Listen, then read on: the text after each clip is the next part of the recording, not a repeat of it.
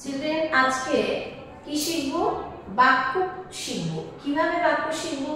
আগেই আমরা জেনেছি বাক্য কিভাবে হয়, তোমরা অলরেডি জেনে গেছো যে দুই বা তার বেশি শব্দ যদি পাশাপাশি বসে মনের ভাব প্রকাশ করে তখনই বাক্য হয়, মনের ভাব প্রকাশ না করলে কিন্তু বাক্য হয় না।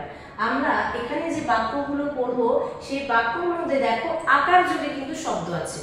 এখানটার প্রত্যেকটা বাক্যের মধ্যে আকার যুক্ত আছে। ম্যাক্সিমাম যে শব্দগুলো আকার দিয়ে, যেমন দেখো থালা, থালায় কিন্তু আকার আছে। তো আকার ঠয় আকারে থা, ল আকারে লা, থালা। ভ বৈষ্ণব আকারে রা, ভরা। থালা ভরা ফল। অমন বাজনা, বাজা, বাজনায় দেখো আকার আছে, বাজাতেও কিন্তু আকার আছে। পাকা রসালো আনারস, দেখো কয়াকার, এদিকে নয়াকার, এদিকে দন্তস্বর, সব কিন্তু যে ম্যাক্সিমাম যে শব্দগুলোয় আকার যোগ করা শব্দ ব্যবহার করা হয়েছে।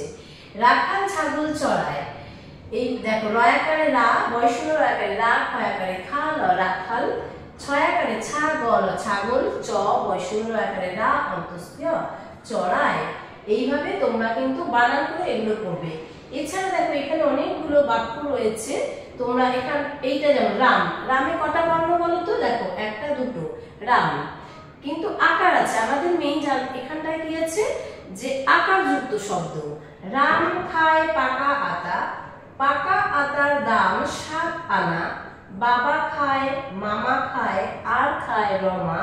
থালা ভরা ভাত, রমা চায় মাছ ভাজা, উমা চায় ডাল। দেখো অনেক শব্দতেই কিন্তু সব আছে আকার যুক্ত করা। তাহলে এখানে যেটা আছে তোমরা তাহলে বানান করে করে ঘরে পড়বে। তোমরা নিশ্চয়ই বুঝতে পেরেছো যে কিভাবে আকার যোগ করে শব্দগুলোকে উচ্চারণ করতে হয় আর বাক্য পড়তে হয়।